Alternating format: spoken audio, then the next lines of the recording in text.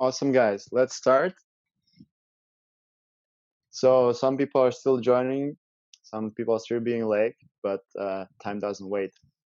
So hello, everyone. Once again, my name is Kaha. Today I'm your host, and I'm super happy to be hosting today amazing Ollie from NomadX, which is dialing in all the way from Bali. Say hi, Ollie. Hello, everyone. Awesome. It's a great pleasure to have you, Ollie, and all of us here, including me, can't wait to absorb all your knowledge and experience as a digital nomad because this is what all of us here are interested in. But before we dive into the topic, let me guide you guys shortly through our today's agenda. So first, we'll do short introductions of our today's event organizers. Afterwards, we will have a fireside chat with Ollie. Then we'll jump into Q&A session. So during the event, you can be writing your questions in a chat section or wait until the end. And you'll be able to raise your hand and ask your questions directly to Ollie. So, and further, we'll have a networking session with the breakout rooms. So stay tuned. Right now, I'll give word to amazing Maddie from Startup Grind to give us short introduction. Hello, everyone. I'm going to give you a short introduction about what is Startup Grind. Startup Grind started in 2010, and now we are empowering over 2 million entrepreneurs in 600 cities and 125 countries. Our values is to give first, don't take, make friends, not contact, help others before yourself. Our events have been attended by many speakers globally and some from top-notch companies such as Google, Facebook, Twitter, Instagram, and many more. And also our events have been attended by industry leaders, as you can see. And today I'm going to give a shout out to Vision Villa, NomadX, and the Lab for sponsoring and partnering for this event. And about Startup Grind China, currently we have around 12,000 attendees, and then 208 events, and currently active in 22 chapters in China. And here's our QR code. You can stay tuned on all our updates and our events by scanning this QR code on the WeChat. We'll also share this QR code on our WeChat group later. And next, you can see here we have a WeChat group that you can scan to join the WeChat group. Our colleague Arkady will also guide you in case if you cannot scan the QR code. You can add Arkady and he will add you to the group chat. Next, I would like to invite Kaha to introduce about the lab. Thank you, Maddie. And also like to add that today's event is made with collaboration with the SG Bali and SG Ahmedabad. So we're doing a really cross-border collaboration on that one. Thanks to the great times of digital era. And let me say a couple of words about the lab, the organization that I'm also happy to work at the same time. Please, Maddie, next slide. So the lab is a landing platform for foreign entrepreneurs here in Beijing. We're located in Haidian district on the Inouye Street. The street surrounded by 45 different institutions aimed for helping startups like accelerators, incubators, training centers, VCs, and so on. So we are government-supported program from Haidian government and Zhongwensun government. And we're striving to be the best landing platform for foreign startups. So how can we actually help and who we are helping? We mainly focused on already established startups from abroad who would like to start their business in China and try their luck here, or also on foreign talents that are already located in Beijing in China and would like to start their entrepreneurial journey. And these people we can support in many different ways. We can help them with first steps as getting entrepreneurship visa or Chinese green card. Further, we can help them with registering the company, getting all the legal and IP work done, land in a co-working space, further to connect with right mentors, right players, get government grants, and become a unicorn. Everything, we'll help you with everything what we can. So if you're interested, please follow us on LinkedIn, or you can also reach out to me here. in Zoom or in a WeChat group. You can also find me there. So this is all from my side and from the lab. And right now, let's get on with it. Let's start with our main topic. So the topic of digital nomads has been quite in the news for a long time. I think since it's got main attraction since Tim Ferriss released the book of 4-Hour Work Week, or even earlier from a book about vagabonding, when people started to dreaming actually that it's possible to start working to finish this crazy rat race of studying at 8 and finishing at 7 or 6 every day, working in a boring job in a boring office. That there is another way to do stuff. You can actually enjoy your life, live in a place where you can enjoy your surrounding, and actually live, not work and sometimes live, but live all the time and enjoy your life. So that's why I'm really happy to be able to talk today with Ollie and to learn some of his experience as a digital nomad. Ollie has been on this path for many, many years, and he's been doing it very successfully. So it's the right person to talk to and get experience from. So yeah, let's before we jumping into nomadic details, I'd like to ask you, Oli, actually, what is your background? Where are you from? Does the digital nomad have have its roots? So yeah, first of all, thank you very much for having me here. You guys can hear me well? It's all cool. Yeah, awesome. Awesome. So yeah, thanks you so much for having me. It's an honor to be here and to speak to all of you guys and to share and to share knowledge and to obviously get the word out for what we're doing out there. To answer your question, originally I'm from Switzerland, which is one of the most beautiful, but one of the most boring countries in the world. Definitely not a digital nomad country at all. I've been born and raised in Switzerland. I'm half Argentinian, half Swiss, but I'm born and raised in Switzerland, and I've been kind of like spent like the first 20 years of my life in Switzerland. And I think like Switzerland did a very good job educating me what it takes to go out in the world and not to be stuck in one place, because it's such a small place in the middle of Europe, and you definitely want to go out and explore. And I think that's kind of like one of the main routes where we are. Nice. So you've been living in Switzerland and then just suddenly decided to leave, or there was what was actually the point when you decided that I would like to try something different? I was, as I said, I was born and raised in Switzerland. I did an apprenticeship as an electrician. That's my background in Switzerland, because that's what we do in Switzerland. You go to school, college, and you do an apprenticeship. And that's what I did. And then in my 20s, I started to travel. I've been very lucky that my parents, they took us abroad. So I've been with my parents. We went to the States, we went to Canada. So they took us to foreign countries, and they showed us, me and my brother, and they showed us the world. But from 20 to 30, like so 20 to 29, I'm 38 now. So I'm on that digital nomad path now since about 8 years. But the first 10 years, when I became kind of like independent, I was kind of like in and out of Switzerland. I always had my base in Switzerland, but I started to travel. The first experience was when I went to Vancouver, to Canada, to improve my English. As you all can tell, it didn't work out. English is still like super shit, but but that was kind of like the first time when I touched base with what's probably possible. And then I went in and out, but I went back and forward. I did my master degree, I did my bachelor in Switzerland.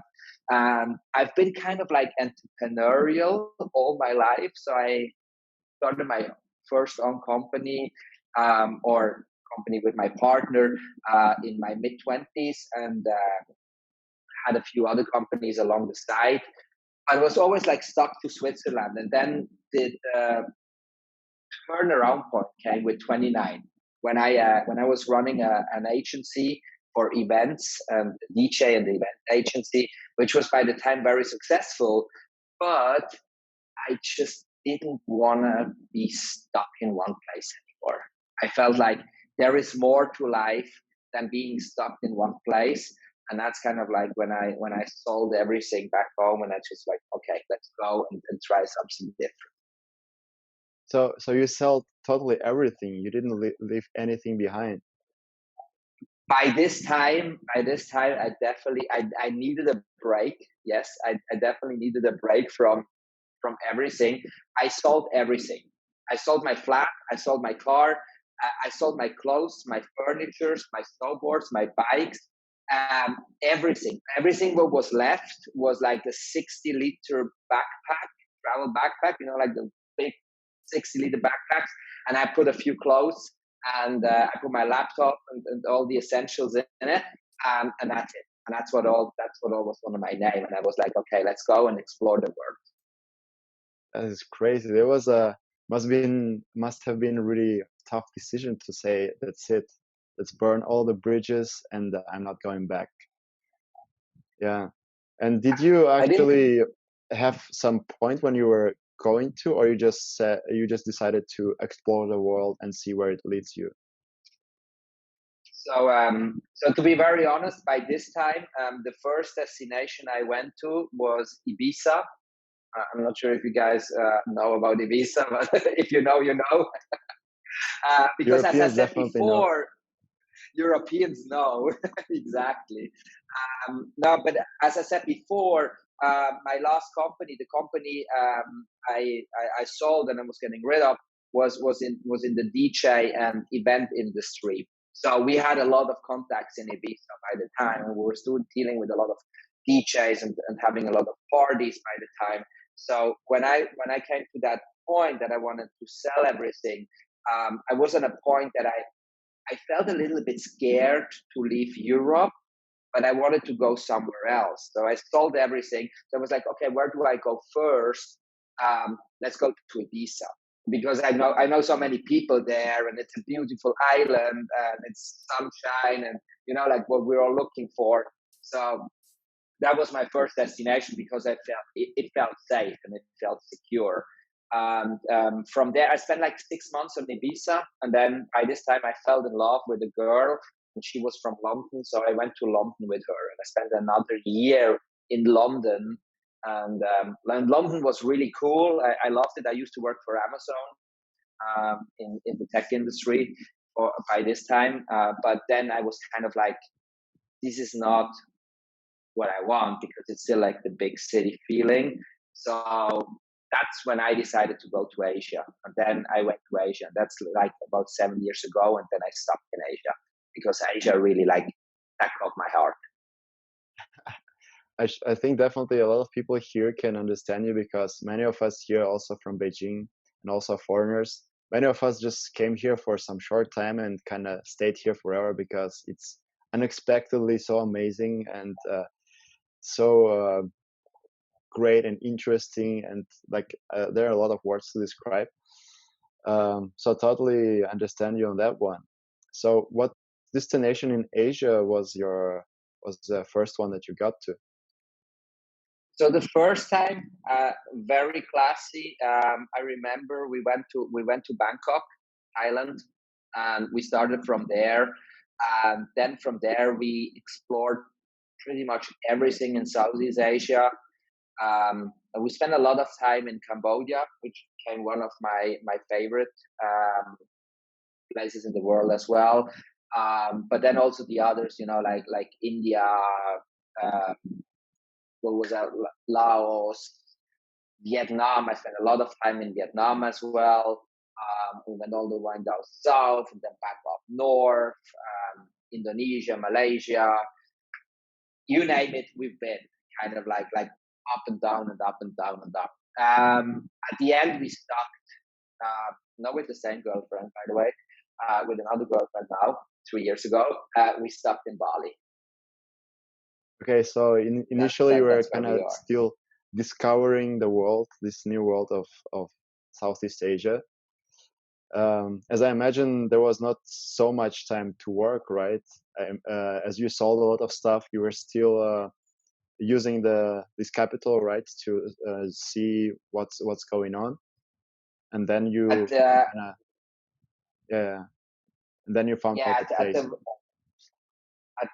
at the very beginning, and I'll be very honest, at the very beginning, I used to live off my savings, because I had a lot of savings because I was getting rid of my company, and I was actually also selling all my stuff in Switzerland, which gets you a lot of money. Um, so I was living on my savings, and as I said before, I was also working for Amazon in London, which also was getting me some good money.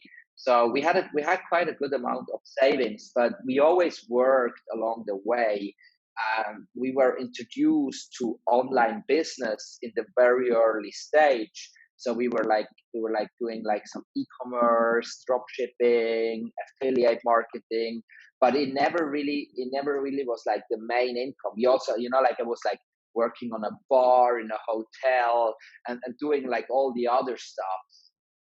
I think the turnaround point came going completely online came about like 4 years ago, in when I was living in Vietnam.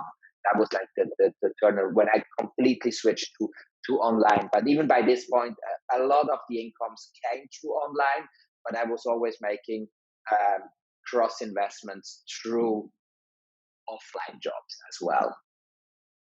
In the beginning, you were more like living a life of a backpacker, right? And at this point, 4 years ago, you already shifted to digital nomad. So Yeah, the difference yeah. is that backpackers are mainly doing the jobs on spot, right? Doing something, helping, being able to stay somewhere. A digital nomad, as you get all your income through internet and through digital sources. So what I was wouldn't your first way of doing income, like being sufficient with income that you're getting from digital nomadism, so to say?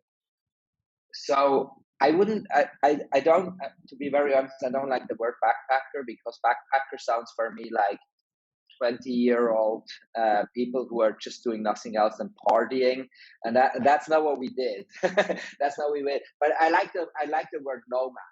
Like we were nomads because we worked along the way, and then we transferred into digital nomads. I think that the turnaround point, like I would say, like about 4 years ago, um, came when I was living in Vietnam. And by the time, one of my biggest passions is riding dirt bikes. I love riding dirt bikes. I love to go out in the dirt and going crazy on dirt bikes and all that stuff. So by the time I was living in Vietnam, and I was running a company, I was running a company who was selling and renting dirt bikes. And at the same time, we started to develop an app which helps you to sell and trade bikes in Vietnam. It was a project which never really went through, but it was related to the company I had by the time in Hanoi, to be specific. And but the project never really went through, because at the end of the time, we were running out of money. The funding wasn't here, so we couldn't make it happen. But it was kind of like a breakthrough moment for me, because I figured out, look, if you can make it happen to run a company in Vietnam and develop an app which makes you local and independent, then you can transfer every company into an online business. I was like, okay, if I can transfer a offline company into an online company in Vietnam, and even if it's about dirt bikes and similar stuff, I was like, okay, you can do everything. And that was the breakthrough moment. I think that's when that's when I started. That's when I started a company by the time called Homeless and Happy, which I started with my fiancée, Lisa, from Germany.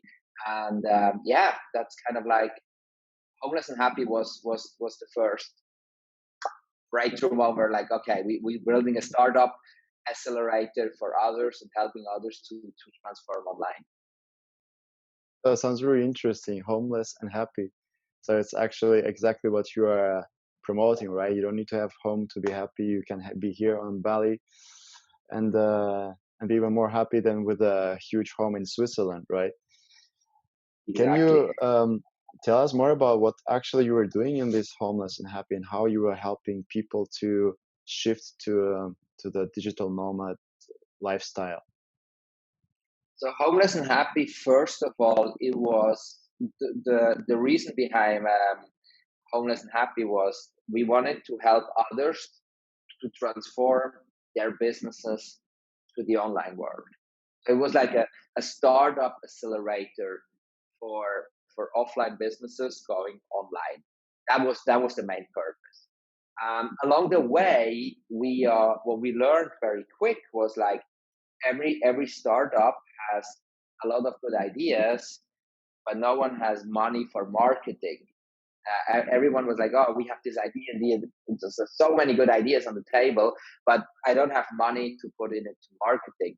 Um, that's why we started to discover through Homeless and Happy a lot of strategies, a lot of grow hacking strategies, how to leverage the power of communities, to leverage the power of brands, and to make brands viral without paying for money by using social media. So without even knowing what's happening, Homeless and Happy became was known as kind of like the grow hacking farm for online startups when it comes to organic traffic. And then it became really interesting because then we got a lot of attention and people were like, "Oh my fuck, what you doing? You leverage the power of communities, you do organic grow hacking."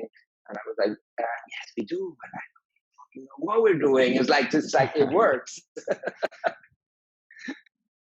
Yeah, it's amazing. But are you still doing it, or you're mainly focused on NomadX right now? So with Homeless and Happy, I sold Homeless and Happy about a year ago to NomadX, and NomadX is a tech platform, is a marketplace. It's a very similar concept like Airbnb. Is a marketplace where we connect hosts and guests, and to be different than Airbnb, we are only focusing on mid and long term. So we're not focusing on any tourists, or we're not focusing on people who are on a vacation or a holiday. We're only focusing on remote work. Besides that, we're pretty much very similar than Airbnb. Um, I sold my company about a year ago now, almost a year ago, to NomadX to invest into NomadX and to build that marketplace and to make it happen out there. Yeah. Okay, great. Yeah, I would like to know about that a bit later in more detail. Right now, I would like to actually ask the question that's really interesting for me personally, and sure for definitely for most of people. Is anyone able to be part of this lifestyle? Can everyone be a digital nomad?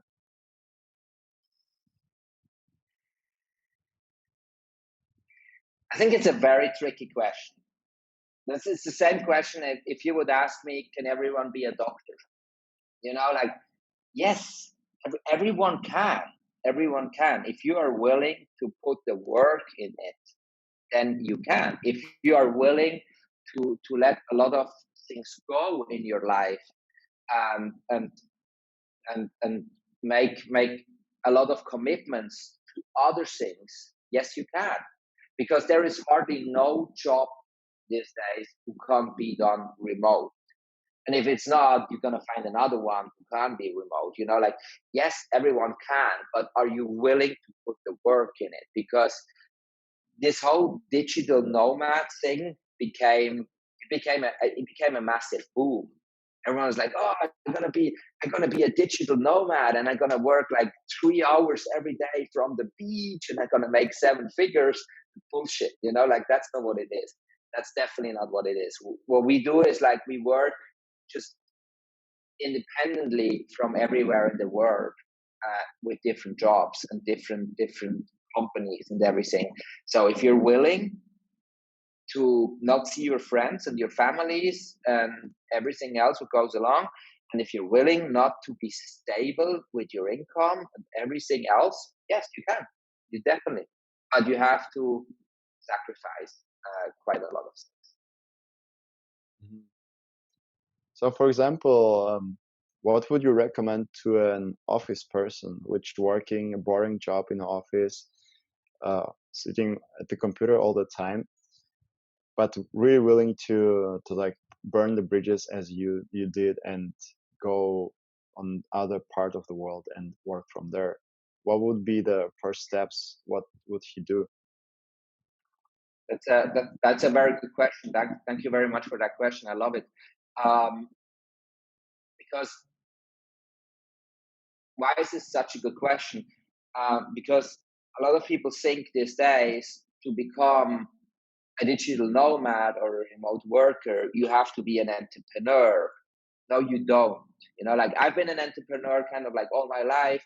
So I made it easier for me to scale and to bring my companies online and to do everything locally independent. But you don't have to. If you are like working in an office as an assistant, as whatever you do, you know, like go and look out for all these other platforms. I don't want to promote platforms like Upwork and Fiverr, which are really good. There's nothing against them, but you can find jobs can be done completely remote these days. Either going on these platforms or look out for companies who are hiring remote. You know, like big companies like Google, Facebook, Twitter, they all going completely remote and they are looking for stuff these days. Not even talking about the massive ones, go a little bit on a low level, go to Zapier. Zapier is completely remote, you know, like hiring 250 people at the moment, working completely remote, or even going on a way lower level and go to NomadX. NomadX is completely remote, you know, like, and everyone is looking for people who are working remote. So if you can do whatever you're gonna do, you know, like it doesn't even matter what your skills are, but you are an assistant, you work in your office, take that skill and take it remote. Because always imagine all you do is like you sit in your office and you go there from 9 to 5 the classy way, and you don't have to do that. You actually can do that and sitting in Brazil or in Bali or somewhere else in the world and get your job done. It's definitely doable. Right, that brings a lot of hope.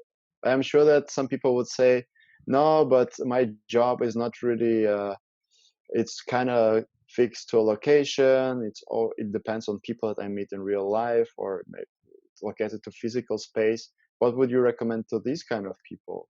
Or maybe how would you address these kind of excuses not to move your ass to another part of the world? I mean, look, at the end of the day, you are responsible. You are responsible for what you are making out of your life. And at the end of the day, it's about you.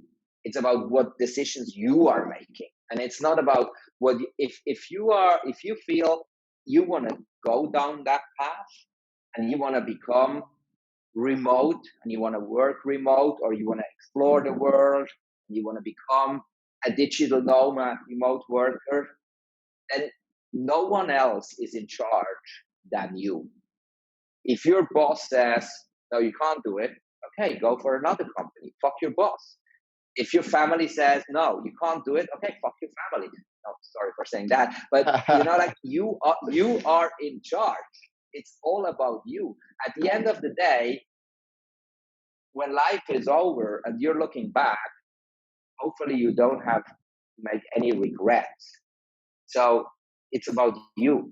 There are no excuses, because life is full of opportunities, completely full of opportunities, and the internet and the digital world we're facing at the moment makes it possible. So it's about you. Awesome. Really inspiring. Definitely. People writing in comments, YOLO. It's true. I mean, we got only one life. no time for You got excuses. only one. Yeah, Exactly. we have to live it on the maximum. And what are the actually most common jobs for digital nomads? What people you see all around you in Bali? I mean, like there are two. There, I think that you can go down two paths. As I mentioned before, you either go down the entrepreneurial path, and you're gonna set up your own business, and that could be everything. That can be like, like you can build an agency. You can start. Maybe you have a skill. You can do a coaching business, which I'm not a big fan of it, but maybe you have a very good skill, and you transform it in the coaching business. But even doing an agency, like as an entrepreneur, building your own agency, because you can't imagine how many people or how many businesses are still out there and they're not digital. And every business has to go digital these days. So it takes you 2 to 4 weeks to learn Facebook ads, Facebook bots, Instagram, and LinkedIn, and you can already provide a service to someone, and you already know way more. You can already start to build your agency. The same with drop shipping. I think drop shipping is not dead, or e-commerce is like on a massive scale, and you can do a lot of stuff with that. But then on the other side, you don't have to be entrepreneurial, as we said before. You can also start to work as an assistant. Like myself, I have a team. My main assistant, she is in Buenos Aires. She is the one who is responsible for my emails. She is responsible for my videos. She does a lot of editing for me. She does a lot of social media marketing for me. And then we have programmers. They're sitting in Mexico. They're working on the tech platform. They are not running their own companies, but they are very skilled with someone. So we hire them, and they don't need to be entrepreneurs. So bro, the range is like massive. You can do everything out there these days without limitation. Just need to be able to see the opportunities, right? Have the open mind and don't miss it. But for example, stop looking like this. Stop looking like this. Like a lot of people are making excuses by looking like this. Stop doing that. Open up and see all the opportunities out there, and then it's gonna be like awesome. I really like this. You said that everything will have to go digital. There is no other way. So maybe it's also a great thing to do, to see which industries or what things are still not digitized enough, and hop on that train and be the everyone has to go digital. Everyone. And I'm not just talking about the big companies out there. Everyone, the local bakery down the road has to go digital.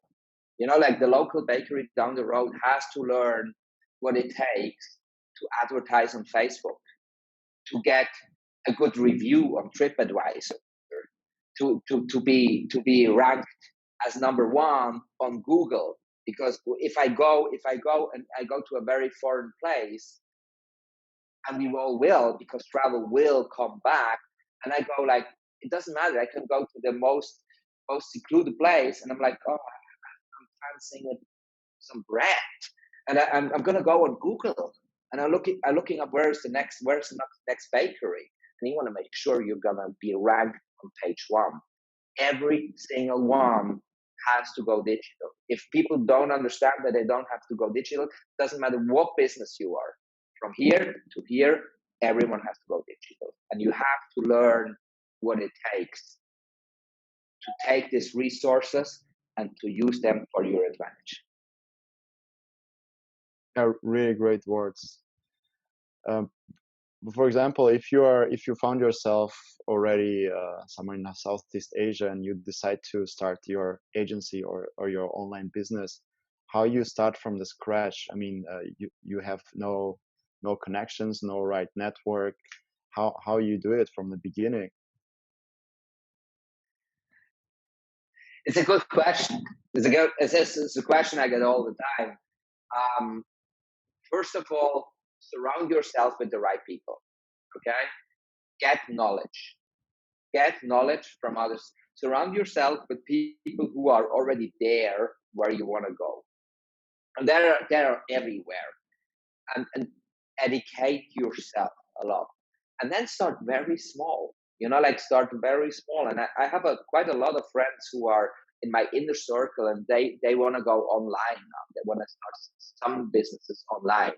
Start very, very slow and be aware that you're not going to make like massive money in the first few weeks or in the first few months, maybe not in the first few years, because it's a long journey, but start very slow and start to work for others. Advertise yourself, and maybe do even jobs. I want to say do jobs for free because I don't like free work, but do jobs for very little money to get some testimonials, to get some reviews, and work your way up. It's pretty much exactly the same as you would do in the real world. Like people tend to overcomplicate the process in the online. What does it take to build an online business? And everyone is like, oh my gosh, I don't know how to do it. But if you ask someone, what does it take to start an offline business? Everyone is like, oh, I got to do this step, this step, this step, this step. It's exactly the same. Just because there is a screen right now between you and me, and we are talking online or through the internet, doesn't mean there is anything different. It's exactly the same. Network, get connections, get the word out, start promotions, work for a very little salary, and work your way up, step by step. There's no difference. There was never a difference between offline and online. People are just making a big thing out of it. Great. And what are actually the main difficulties that you would say connected with living as a digital nomad or doing this kind of the stuff? We don't think about it while doing our normal offline jobs in our comfortable places. I would say self-discipline. I think the biggest issue is self-discipline, and that's what I've seen. What a lot of people are failing is the self-discipline, because if you don't have, first of all, if you don't have to go back to your job, 9-to-5 job, and you don't have a boss who's observing you every day, you have to observe yourself. You have to make sure you get the job done. And you have to make sure you go up in the morning and you get the work done, whatever it is. Doesn't matter if you're an entrepreneur or you're just employed by someone. But on the other side, self-discipline also means it's I give you an example. You know how hard it is to work on Bali? It's like fucking hard. I live in one of the most beautiful places in the world. I live on a tropical island where everyone surfs and parties. And this is the destination I chose to build businesses. It's fucking hard, because I would love to go every day and then just go surfing and riding bikes and partying and doing all these amazing things what everyone else is doing. But I spend most of the time of my day in this office here behind my whiteboards and building businesses. And it's really hard. Sometimes I think I would love to be back in Germany or in Switzerland and be in an office and it rains outside and there is no distraction. So self-discipline, man, you have to get that to the ground. That's what a lot of people fail with.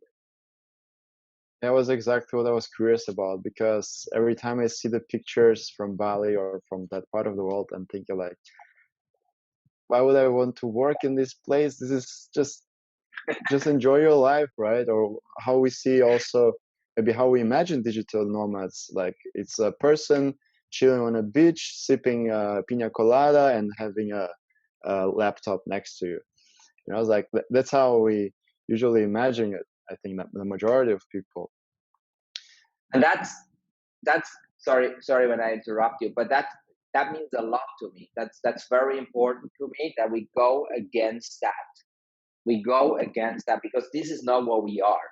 Okay, we are not like sipping pina coladas on the beach, and we're not like having 23 hours spare time and working 1 hour or shit like that. No, we don't. I want to make sure that everyone understands out there that becoming, and let's call it digital nomad, I don't even like the term that much, but becoming a digital nomad means so much self-discipline, way more than anything else. But the good thing is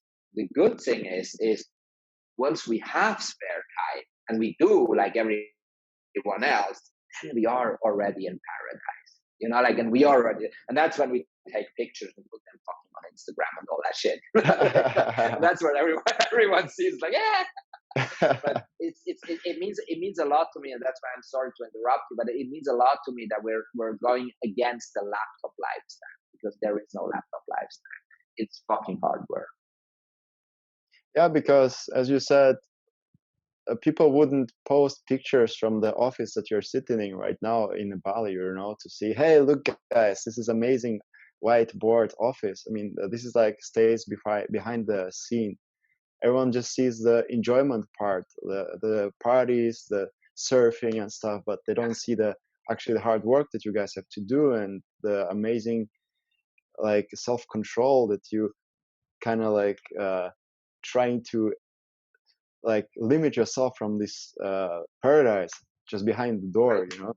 For us it's easy. People who are living maybe in Beijing in winter, or in cold Germany without sun, it's like, yeah, office is kind of a comfortable place in comparison to outside sometimes, but totally different in terms of living in Bali or other places like that. Yeah, absolutely. And I also was curious, definitely, because being digital nomad is kind of becoming a hype. A lot of people are trying this type of lifestyle. But you have definitely seen people who fail, like who then go back to their home country and back to this 9 to 5 job. So does it happen that often, and what is the main reason of those people failing? So I think like to be very honest, I think more than 90% are failing these days. I'm saying that because I live in a place which is not right now because of Corona, but usually is covered in wannabe nomads, people who want to make it out there, you know, like, and I've seen like people are coming here, they're coming here for 3 months, and then they go back because they didn't make it. So there are two reasons, and it's pretty simple. First of all, it's exactly what I said before, is self-discipline. That's the main one. It's literally like, it's self-discipline. You can't come to a tropical island and sip pina coladas and dance every night and then think you can fucking build a business, or seeing even worse, seeing like 5 countries in 2 weeks and think you can build a business. That's not going to work. On the other side, it's what I've seen a lot is consistency, and it's that's what makes a difference, consistency, because that's not their fault, but it's an issue with which you're facing with the internet, because people are so distracted these days. You know, like I meet someone today, like give you an example. If I meet someone today, and this person is like, oh, I'm coming to Bali, I'm going to make a business out of it. So, okay, what you do? Oh, I'm going to do drop shipping. Cool. All right, good luck with it. I meet them 1 week later. I'm like, how's it going? Oh, I'm not going to do drop shipping anymore. I do now cryptocurrency trading. Cool. All right, good luck with it. I meet them 1 week later. What do you do now? Oh, I open up a social media marketing agency. You know, like people are like stepping from one. They have no consistency. This is not their fault, because they're so influenced by the internet and by people are like, oh, I made just like 7 figures out of my digital agency, while they are still doing drop shipping as an example, and they're like, oh fuck, I'm just not gonna work out. I'm gonna do this. I'm gonna do this. I'm gonna do this. I'm gonna do. Like they jump from one thing to the other, and this is never gonna work out. So it's self-discipline and it's consistency. Stick to one thing. Choose one topic, and then just do it. Like just do it for a while. Do it for 1 year, for 2 years, and if it doesn't work out, okay, that's fair enough. Switch to something else. Yeah, I mean, as you said, it won't happen just in one night or in 1 week. It's a long work that you have to establish your name out there and your business. But I imagine a lot of people expect that you just come there and everything starts working, money starts flowing, and you just enjoy your time on the beach, right? But exactly as I said, people have wrong expectations. They think that they're mainly going to be chilling and sometimes working and grabbing money, which is flowing on them. But real life. There is no look. There is no shortcut to success. It's just not. It never was, and it never will. It's always put in the work. That's what you have to do. You have to put in the work. And it doesn't matter if it's offline or it's online. The only problem we're facing these days is because we are all online, we are getting really distracted by people who probably made it overnight. Like there is a chance that you can make it overnight. These days, yes, you can sell your company for 7 figures, unexpected, and become a multi-millionaire and just drive the Lamborghinis and fly around in helicopters and dancing with the bitches and doing champagne and all that shit. But that's not what we are. This is 1 out of 1,000,000. And now we know about it because of the internet. Like we're all connected. We're all seeing that. It's like, oh yeah. I want to make it. But again, doing an online business in comparison to an offline business is no difference. You're going to work your ass off, and you're going to fail, and you're going to stand up, and you're going to fail, and you're going to stand up, and you do it again. It takes time. It just takes a shitload of time. And now that we are able to doing it in paradise, it also takes a shitload of self-discipline. I mean, basically, it's, as you said, it also works the same everywhere. I mean, it's not gonna work out in the first time. You're gonna fail, but you have to keep trying further. This is just the first thing when you learn when you want to become an entrepreneur, right? Fail fast and learn faster. Always fail fast, but make sure you fail forward. Yeah, exactly. And also, the thing I was curious about is what are currently the main destinations for people who want to be living the lifestyle of digital nomads? So we already know that Bali is the hotspot that everyone thinks automatically about. Digital nomad, Bali. But what's out there? What's else out there? I think like based on what we're facing is what people are looking for is like good weather and cheap living costs. That's kind of like what digital nomads are looking for. So Bali definitely is one of the most hotspots. In Southeast Asia, besides that, Chiang Mai is becoming is a massive hotspot. But also in Malaysia, Langkawi becomes a massive one at the moment. Switching a little bit other side of the world, Medellin in South America is a big one above Colombia.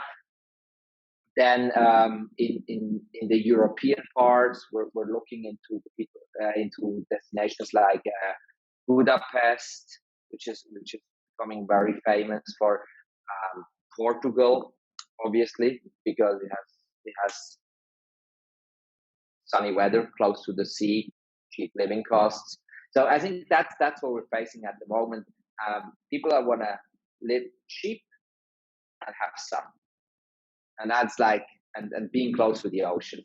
So I would say like that's probably one of the top destinations out there at the moment. And there are many others coming up at the moment. If you really want to know what are the best ones these days, go on Nomad's list, nomadlist.com. That's a pretty useful resource where they're going to tell you how's the weather, how's the Wi-Fi, how's the living cost. They do a great job on it.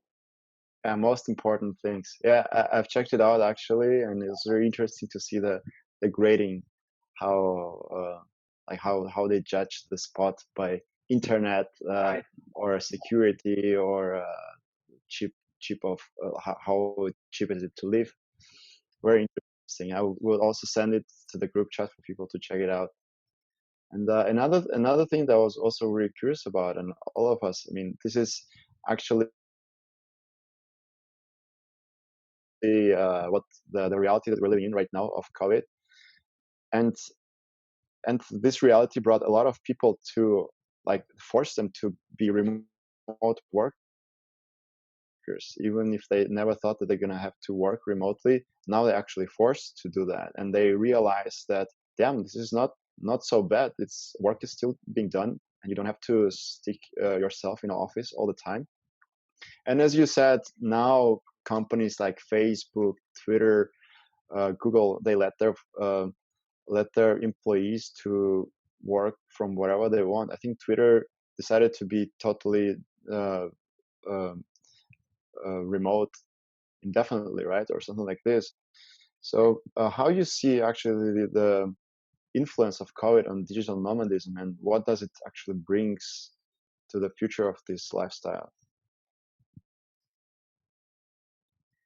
I need to be very careful with what I'm saying right now, because I don't want any shitstorm.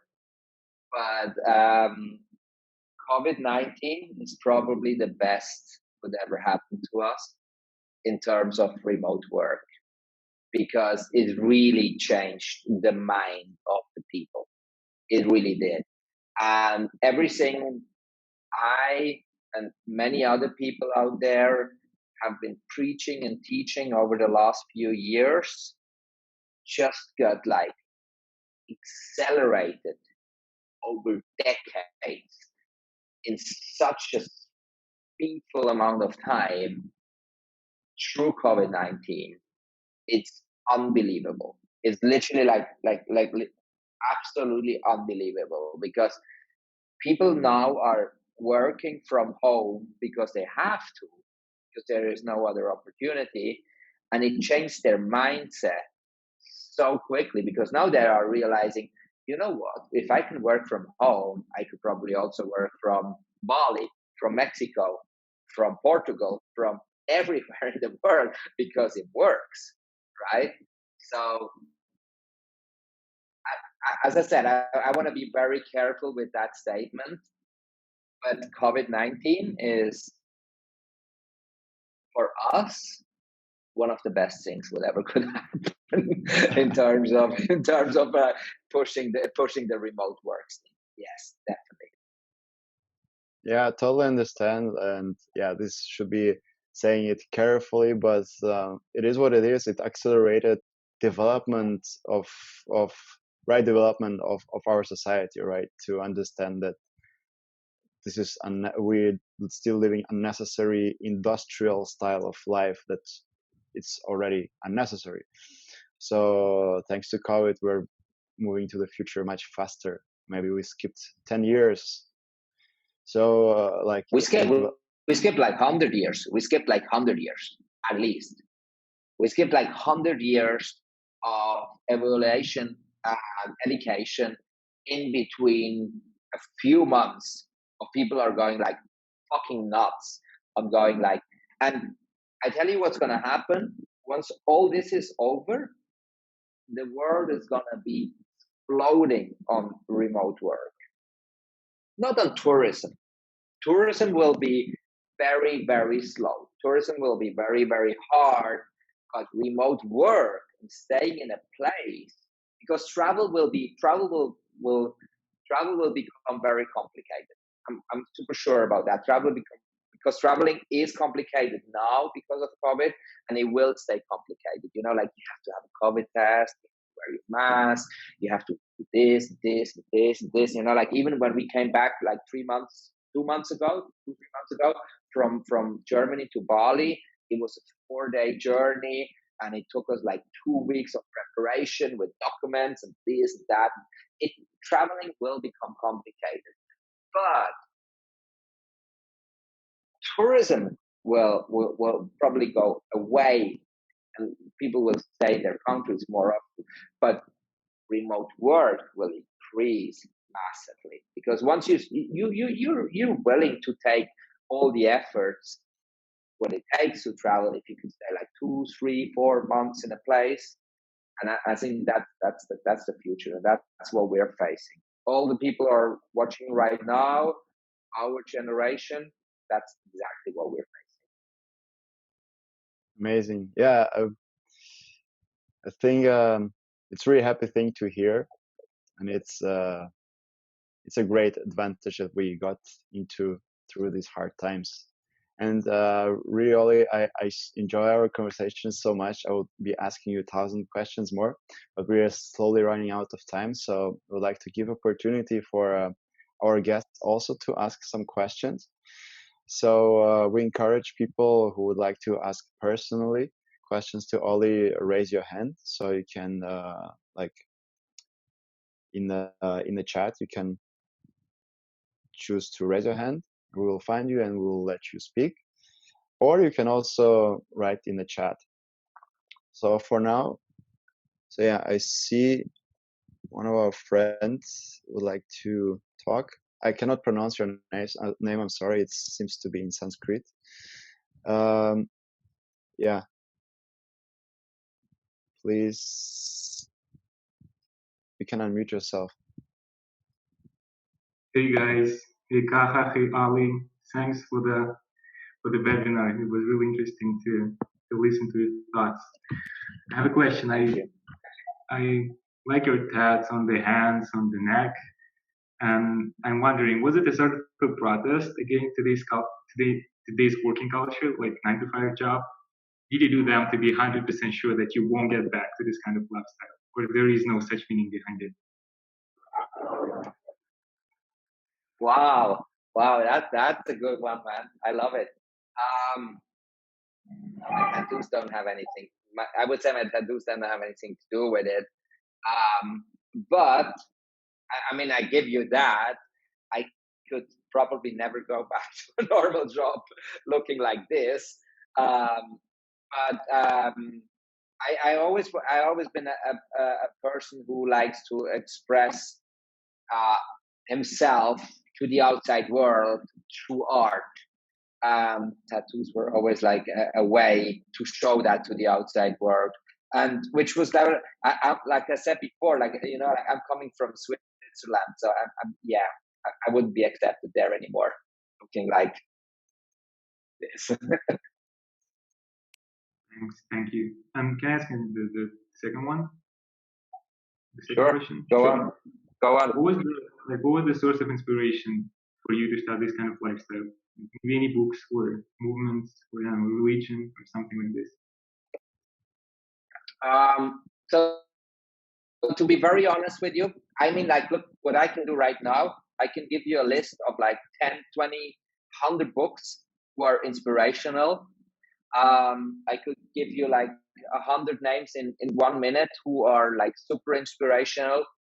What I want you to do is, like, I want you to be inspired by yourself. Okay, that's the most important thing. Inspire yourself. You know the big names out there. You know the people who are preaching and teaching all that stuff. You know, like, I've been like, one of the main characters, to be very honest, is Gary Vaynerchuk, who always inspired me very much. Obviously, I've been influenced by a book like The 4-Hour Workweek from Tim Ferriss. I've been like through all Rich Poor Dad. You know, like, I could give you like Grant Cardone is a big influence as well. But then also smaller names like Ken Walls. Like, I could give you so many of them. What I want you to be influenced by is by yourself. That's what you want. Great. Thank you for the answers. Thank you. Thank you, guys. Nice. Thank you for advice. Now we give word to next person.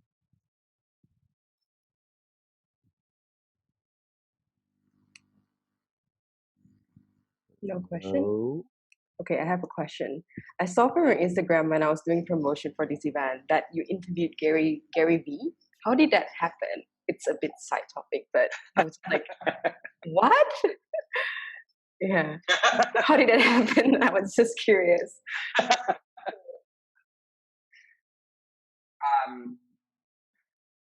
I love the question.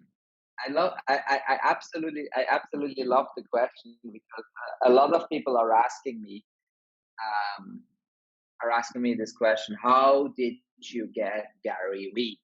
You know, like, because I mean, like, yes, we're having a decent amount of outreach, having some cool Instagram accounts. Our Facebook group is growing massively at the moment. We're seeing a lot of outreach. NomadX is doing very well and everything. But we're still like small players, right? So how did you get Garyvee? A lot of people are asking that, and I tell you what, that's a very good question. I love it. First of all, there are two reasons why we got Garyvee, or why I got Garyvee. Is I got a lot of contacts. Yeah, that's networking. Networking makes a difference, and knowing the right people in the right space. Because as the very generous man before asked before, who you have been influenced by the most, and I just mentioned Garyvee because he's one of my top players in the world. So I always wanted to meet him. I always wanted to interview him. So yeah, I have a lot of contacts. I know a lot of people out there, and I have a lot of very valuable business partners. But that is just one thing. You can have like the biggest network in the world and get all the people in. The reason why Garyvee jumped on a stream in my Facebook group, and my Facebook group is just like 10,000 people, a little bit more than 10,000 people. Oh.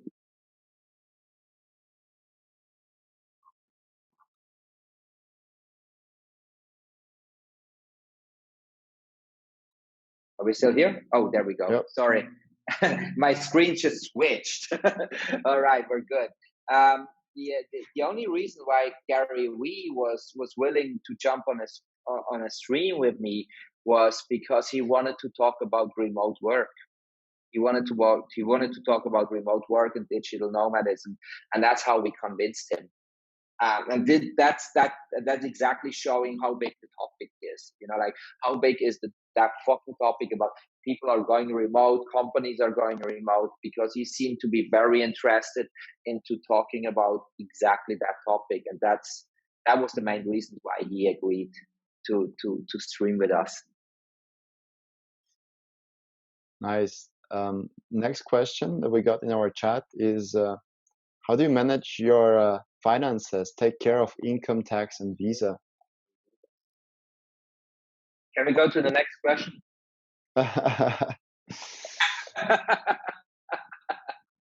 Yeah, because I think it's a really big, should be a really big pain in the ass, like this one. So we're really curious how you manage it. So let me answer that very, very short. Okay, you have to figure out on your own way, because at the moment, based on the situation the world is in now, and I'm not talking about Corona or so, just like the current situation, there is no solution for people like me or people like my friends and stuff like that. Because once you start to make serious amounts of money and you live offshore and you are running your companies offshore, you have to go with the loopholes always.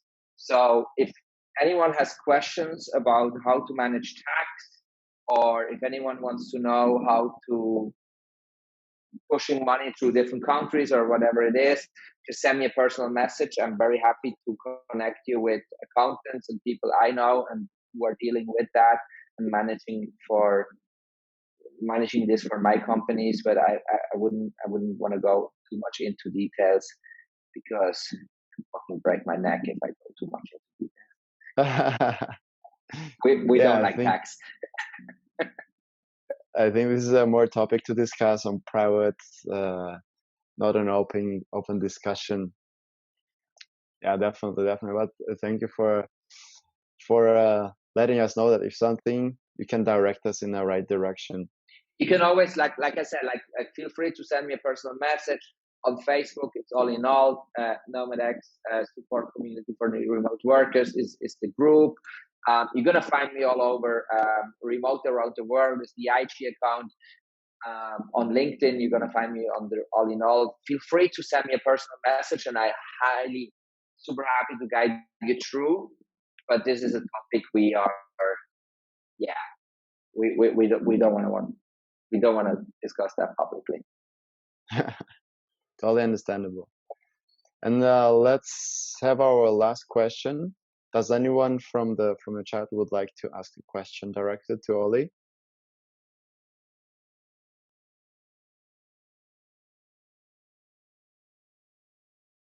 Okay, then if people stay shy, I will ask a question for myself. I just saw in the news that such country as Estonia has introduced digital nomad visa. So some countries are already starting addressing this lifestyle on official level. So do you have some more insider information about this? Is it something we should expect to on a larger scale from other countries as well? I love the question. Thank you so much for asking that, because it's very, very much related to the question before, how do we pay tax?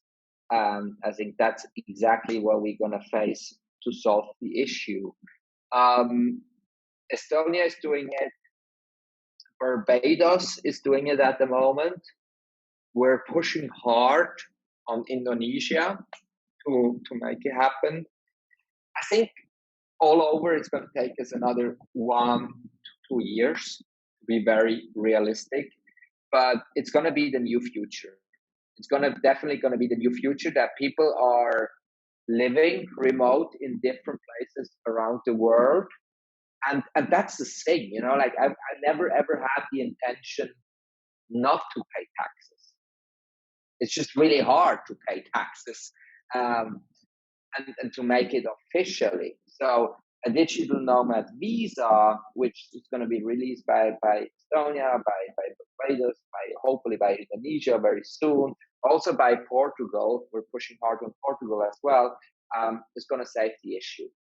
So it's going to take us some time. We're seeing ourselves as pioneers, sort of pushing through that and to make things official. Because we never had the intention to hide money, but it was just like super easy to hide money, not to be there in that place, and even being there in that place, so I was always like, even in Indonesia now, we're running companies here, we're having our kitas, we're highly official, registered, so we're paying our taxes, but it was a pain in the ass. It was really like a pain in the ass to set that up, and it took us like 3 years to go to that point that we're really like officially here, and we can be like, okay, we're running businesses and we're making a decent amount of money with our businesses, and we want to pay taxes.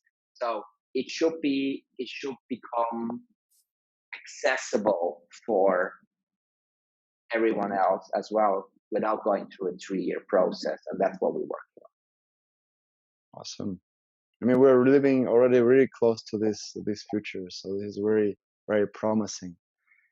And on this promising note, I would like to say thanks a lot for sharing your experience, your knowledge. I think a lot of people here got inspired and got much better understanding what actually is a lifestyle of digital nomad, and we can already throw off the wrong perceptions that we had and have a righter, like more precise view of how, if we want to follow this path, what we have to do.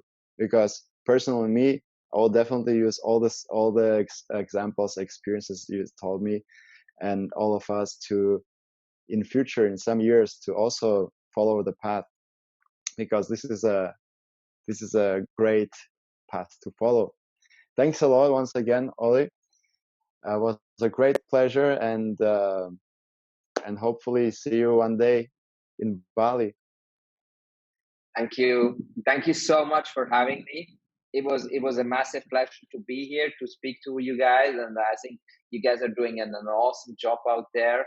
As I said, yeah, it's a pleasure, it's an honor, and if you guys have any more questions, if you wanna connect, as I said before, I'm not gonna leave that meeting straight away. I dropped you my Insta, Facebook, whatever social media handle here in the comments, so you guys can find me. And I'm super happy to support every one of you, because we're on a mission, we have a vision, and that's what we go for. And you guys do a great job out there. Thank you very much. Thank you, and thank you for pushing this mission through the world. We owe you. We will, man. we will. Let's create some magic, man. Let's create some magic out there. That's what we do. We're gonna work on that. Thank you.